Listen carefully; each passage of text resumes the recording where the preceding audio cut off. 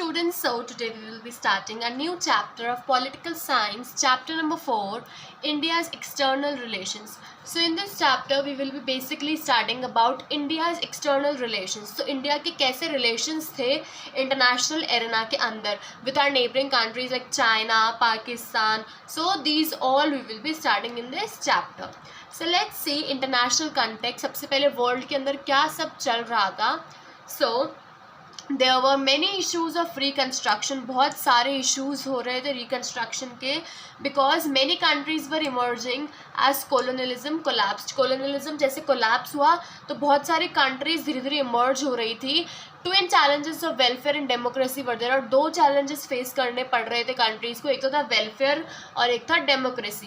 British government left many internal disputes. जो British government थी उन्होंने बहुत सारे डिस्प्यूट्स छोड़े कंट्रीज़ के अंदर and it led to partition and poverty. बहुत ज़्यादा गरीबी आ गई थी देश के अंदर. Partition as we have seen in India's case that divided into east Pakistan, west Pakistan. India decided to conduct its foreign relations. तो इंडिया ने डिसाइड करा कि वो अपने फॉरेन रिलेशंस कंडक्ट करेगी एंड उसके क्या दो एम थे.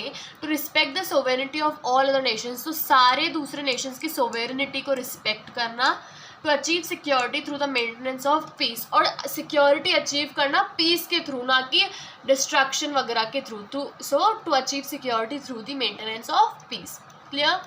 तो both domestic and international environment influence the foreign policy of nation. तो डोमेस्टिक जो कि कंट्री के विदिन होता है और इंटरनेशनल जो कि बाहर होता है, दोनों चीज़ें इन्फ्लुएंस करती है फॉरेन रिलेशंस एक नेशन के.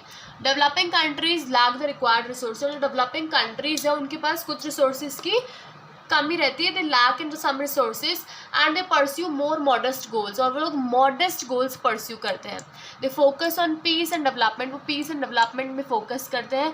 And their economy and security depends on more powerful states. सो उनकी इकॉनमी और जो सिक्योरिटी वो पावरफुल स्टेट्स पे डिपेंड रहती है. Now the policy of non alignment. तो ये क्या पॉलिसी थी. So Indian national movement was not an isolated process. तो इंडियन नेशनल मूवमेंट जो थी वो एक आइसोलेटेड प्रोसेस नहीं थी. मतलब कि वर्ल्ड के अंदर बहुत अलग अलग जगह पता था कि इंडियन नेशनल मूवमेंट चल रही है. So it was a part of world wide struggle against colonialism and imperialism. तो ये पार्ट था जो स्ट्रगल चल रहा था कोलोनियलिज्म एंड इम्पेरियलिज्म के against. Indian National Army by Subhash Chandra Bose. तो सुभाष चंद्र बोस ने एक इंडियन नेशनल आर्मी ऑर्गेनाइज करी थी during the second world war. Second world war के टाइम पे ही organize this thing and it was the clearest manifestation of the linkages between India and overseas Indians. और ये क्लियरेस्ट मैनिफेस्टेशन थी जो link है इंडियंस के अंदर, मतलब जो इंडिया के अंदर है और जो बाहर रहते हैं इंडियंस. ठीक है, उसका एक क्लियरेस्ट मैनिफेस्टेशन था. INA के बारे में बताया गया है Subhash Chandra Bose. It is important for MCQ. Clear. Now Nehru's role. तो नेहरू का क्या इम्पोर्टेंट रोल था, let's see. So he was the first prime minister and foreign minister. तो नेहरू फर्स्ट प्राइम मिनिस्टर बने and he was also the first foreign minister. Now उन्होंने 3 major objectives उन्हें ensure करे. तो सबसे पहले था to preserve the hard and sovereignty, to protect territorial integrity and to promote rapid economic development. तो ये तीनों उनके मेजर ऑब्जेक्टिव्स थे. तो ये इंपॉर्टेंट है, ये आपको अच्छे से लर्न होने चाहिए. क्लियर.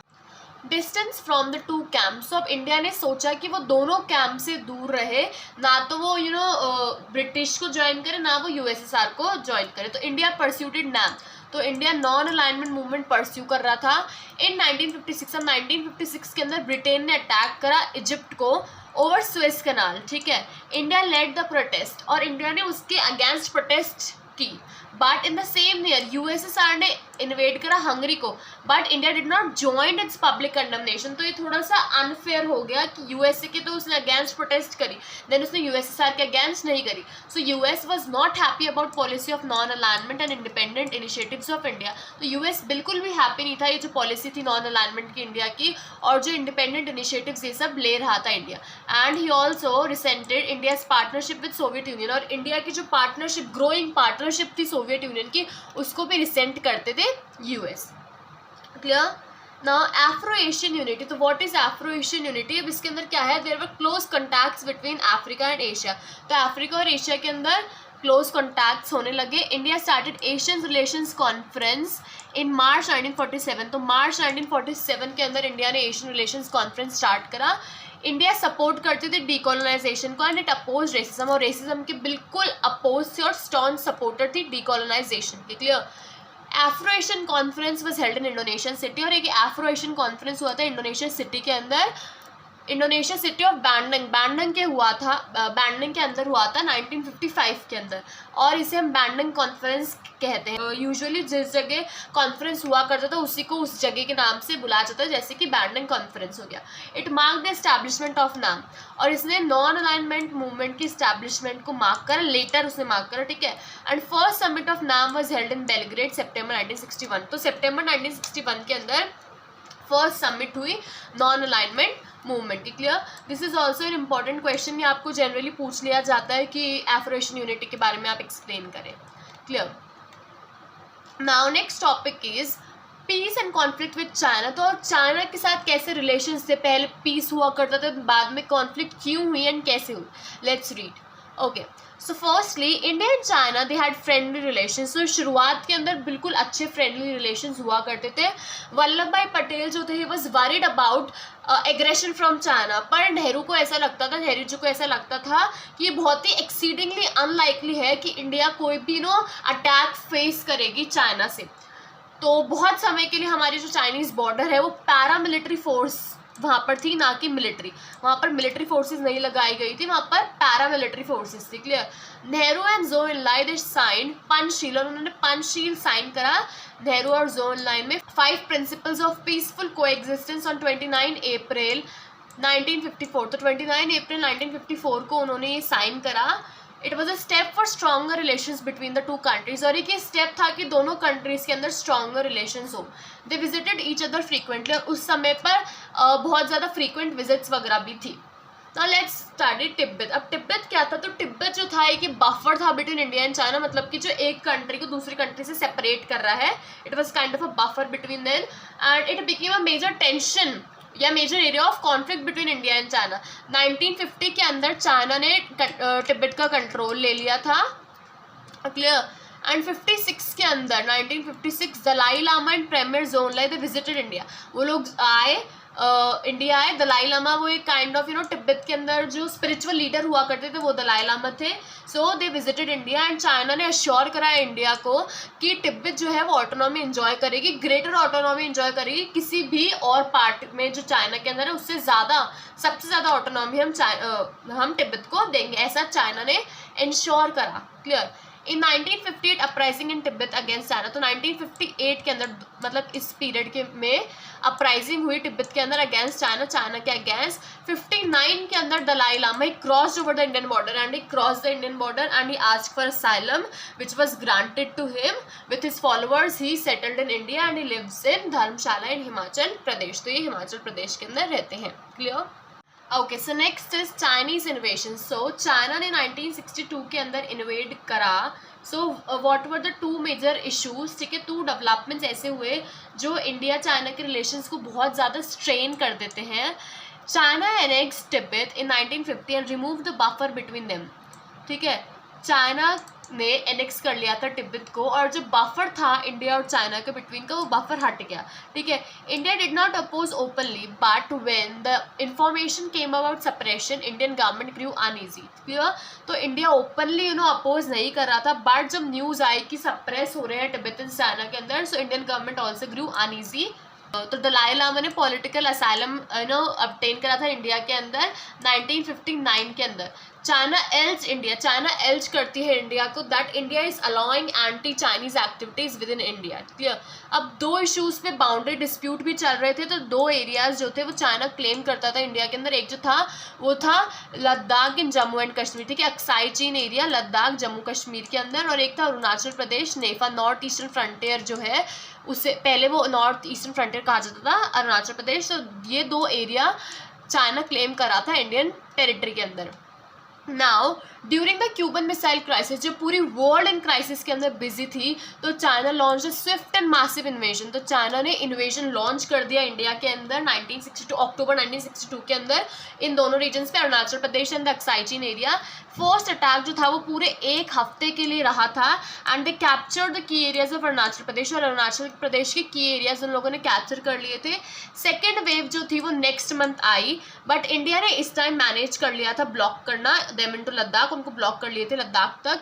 नॉर्थ के अंदर चाइना असम तक पहुंच गया था, it nearly reach to Assam and finally China ने यूनिलेटरल सीजफायर डिक्लेयर कर दी एंड दे रिटर्न। अब इस पूरी वॉर का क्या इम्पैक्ट हुआ, क्योंकि इंडिया बिल्कुल भी प्रिपेयर्ड नहीं था, तो China dented India's image at home and abroad. Home मतलब इंडिया में भी बहुत ज़्यादा वो हुआ कि हमने हमारी बॉर्डर्स वगैरह को गार्ड नहीं कर रखा था, ना अब्रॉड में भी पूरा जो इमेज था इंडिया का वो बहुत ही डेंट हो गया था, ख़राब हो गया था। मेन लीडर्स रिजाइन, बहुत सारे लीडर्स को रिज़ाइन करना पड़ा। नेहरू वॉज क्रिटिसाइज बिकॉज उनको बहुत ही ज़्यादा फेथ था चाइना के ऊपर, और उन्होंने पैरामिलिट्री फोर्स लगा रखी थी, ना ही मिलिट्री बॉर्डर्स के ऊपर, तो ये बहुत ही बिगेस्ट मिस्टेक थी। डिफेंस मिनिस्टर जो थे वी कृष्णा मेनन, उनको भी रिजाइन करना पड़ा, he had to leave the cabinet. No confidence motion, it was pass for the first time. तो नो कॉन्फिडेंस मोशन जो था कि एक वोट होता है जिससे कि गवर्नमेंट का टर्म होने से पहले उसको गिरा दिया जाता है, so it was against the government for the first time and there were by elections भी हुए, बहुत सारे लोगों को रिजाइन करना पड़ा, तो उनकी सीट्स के लिए बाय इलेक्शंस हुए। The Sino Indian conflict affected the opposition as well, और ऑपोजिशन को भी अफेक्ट करा इसने। अब कैसे अफेक्ट करा, तो कम्युनिस्ट पार्टी थी वो स्प्लिट हो गई सीपीएम एंड सीपी के अंदर। जो कम्युनिस्ट पार्टी थी वो कांग्रेस के अगेंस्ट थी और वो चाइना के फेवर के अंदर थी, और जो कम्युनिस्ट पार्टी थी वो कांग्रेस के फेवर में थी। So one was influenced by Russia and other was influenced by China. So this was the thing, clear. Now Wars and peace with Pakistan. तो अभी हमने चाइना के बारे में पढ़ा, कैसे हमारी ये सब हुई, उसमें हमारी इमेज डेंट करती है, तो बहुत ही ज़्यादा ह्यूमिलेशन थी हमारे लिए, क्लियर। तब क्या रहा पाकिस्तान के साथ, Wars and peace with Pakistan. So in 1947 war between India and Pakistan over Kashmir, ठीक है। 47 के अंदर वॉर हुई इंडिया और पाकिस्तान के ऊपर, कश्मीर इशू के ऊपर वॉर हुई and the matter was referred to UN and it remain unsettled. तो मैटर जो है वो यूएन तक चला गया था and it remain unsettled. River water पे भी डिस्प्यूट चल रही थी, it was resolve by World Bank. Indus water treaty sign करी गई थी जो टिल डेट भी अभी तक चल रही है, so it's a good thing. 1960 के अंदर नेहरू एंड अयूब खान ने साइन करी थी वो treaty. In 1965 Pakistan launched armed attacks in run of Kutch. 65 के अंदर रन ऑफ कच्छ में उन्होंने अटैक्स लॉन्च करे, और पाकिस्तान ने ऐसा सोचा कि शायद लोकल्स जो है वो सपोर्ट कर देंगे, बट ऐसा कुछ भी नहीं हुआ। Then Shastri ordered Indian troops to counter offence on Punjab border. Punjab border पे इन्होंने काउंटर ऑफेंस करने के लिए कहा and they reach close to Lahore, but उस टाइम पे यूएन का डिसीजन आ गया कि इंडिया को अपने फोर्सेस वापस ले लेने हैं, और जो पाकिस्तान है वो भी अपने फोर्सेस वापस ले जाए, और इंडिया है जहाँ पर है वहीं पर ही स्टॉप हो जाए, क्लियर है। Now Bangladesh war of 1971। तो 1971 के अंदर जो बांग्लादेश वॉर हुई वो क्या थी, let's study. So Zulfikar Ali Bhutto west Pakistan में रूल कर रहे थे एंड शेख मुजरुबिन रहमान ईस्ट पाकिस्तान के लिए ऑटोनॉमी डिमांड कर रहे थे। ये हमने साउथ एशिया वाले चैप्टर में पढ़ा है बांग्लादेश के बारे में, क्लियर। सो यही से बताया गया कि इसके अंदर कि पाकिस्तान जो थी वो अवामी लीग की डिमांड फेडरेशन की जो डिमांड थी उसे नहीं मान रहे थे, and there was reign of terror in east Pakistan. East Pakistan के अंदर रेन ऑफ टेरर था, क्योंकि वो जो वेस्ट पाकिस्तान के लोग थे वो वहाँ से उनको डोमिनेट कर रहे थे, और बहुत ज़्यादा सपरेशन वगैरह चल रहा था बंगाली कल्चर के अगेंस्ट। 1971 के अंदर इंडिया को बहुत ज़्यादा बर्डन झेलना पड़ा, 80 लाख रिफ्यूजीज़ का बर्डन झेलना पड़ा इंडिया को। एंड जो पाकिस्तान का जो सपोर्ट आ रहा था वो कहाँ से आ रहा था, चाइना एंड यूएस सपोर्ट कर रहे थे पाकिस्तान को, क्योंकि पाकिस्तान को वहाँ से सपोर्ट मिल रहा था। तो इंडिया ने भी साइन करी peace treaty, peace and friendship treaty, 20 year की ट्रीटी साइन करी थी अगस्त 1971 के अंदर सोवियत यूनियन के साथ। India signed a peace treaty, clear. In 1971 एक फुल फ्लेज्ड वॉर हुई इंडिया एंड पाकिस्तान के अंदर। India won and Bangladesh became a free country. तो उसके अंदर इंडिया जीत गया और बांग्लादेश जो है वो एक इंडिपेंडेंट फ्री कंट्री बन गया। शिमला एग्रीमेंट हुआ इंदिरा गांधी एंड जुल्फिकार अली भुट्टो के अंदर 3 जुलाई 1972 को। ये जितनी भी डेट्स वगैरह है these are very much important for your MCQ perspective. मैं आपको बताती जा रही हूँ क्या क्या इंपॉर्टेंट है, तो these dates are very much important, clear. Now अभी जो पूरा सिनारियो था ये एक पूरा नेशनल जुबिलिएशन था, इससे पूरे वर्ल्ड के अंदर इंडिया की बहुत ज़्यादा तारीफ हुई। तो वो जो चाइना वाला इंसिडेंट था वो था national humiliation, and this one Bangladesh war it was national jubilation, clear. Now department of defence production these were established in 72 and 65, clear है। So next I think the last topic it's India's nuclear policy. तो India की क्या nuclear policy थी, bombs वगैरह, weapons वगैरह के अंदर India कैसा क्या कर रहा था. Let's study. So India's first nuclear explosion undertaken in India मे 1974. तो मई 1974 के अंदर इंडिया ने अपना फर्स्ट न्यूक्लियर एक्सप्लोजन जो है वो करा. It was initiated in late 1940s के अंदर ये इनिशिएट किए गए थे under the guidance of Homi J Bhabha. तो होमी जे भाभा की गाइडेंस के अंदर ही हुआ. This topic is also very much important. इससे आपके क्वेश्चंस आते हैं. India wanted atomic energy for peaceful purposes. तो इंडिया को एटॉमिक एनर्जी क्यों चाहिए थी? पीसफुल पर्पसेस के लिए चाहिए थी. इंडिया की हमेशा उसमें रहा था no first use of weapons. अगर कोई यूज़ करेगा और बहुत ही ज़्यादा नेसेसरी होगा तो ही इंडिया जो है अपने वेपन्स वगैरह यूज़ करेगी. So communist China they conducted nuclear test in October 1964 and 10 साल बाद हमने करा अपने टेस्ट. There were 5 nuclear weapon powers. तो 5 न्यूक्लियर वेपन पावर्स थी. US, USSR, UK, France, China, ये सब जो कि परमानेंट मेंबर्स है यूएन सिक्योरिटी काउंसिल के अंदर, वही सब 5 न्यूक्लियर वेपन्स थी. So they try to impose nuclear non proliferation treaty NPT 1968 के अंदर वो इम्पोज करना चाह रहे थे पूरे वर्ल्ड पे. But India considered this as discriminatory. India को बहुत ज़्यादा डिस्क्रिमिनेटरी लग रही थी and India refuse to sign it. And कि इंडिया ये साइन नहीं करेगा. India's first nuclear test for peaceful explosion, वो एक पीसफुल एक्सप्लोजन थे. 1973 के अंदर there was massive hike in the oil prices by Arab nations. तो 73 के अंदर बहुत ही ज़्यादा हाई प्राइसेस चल रही थी, बहुत ज़्यादा इकोनॉमिक टर्मोइल हुआ उस वजह से. Clear. So in India broad agreement among the parties of national integration, protection of international boundaries and questions of national interest. तो इंडिया के अंदर अब ब्रॉड एग्रीमेंट्स होने लग गए, सब लोग एक साथ इन सब के बारे में सोचने लग गए. So this was all about the chapter. Basically हमने ये पढ़ा है कि इंडिया के कैसे रिलेशन थे. इसमें चाइना एंड पाकिस्तान की हमने ज़्यादा बात करी है. यस, तो आपको इतना ये सब क्लियर हो गया होगा, I think so. So that's it for today. If you like the video, do not forget to like, share and subscribe to my channel.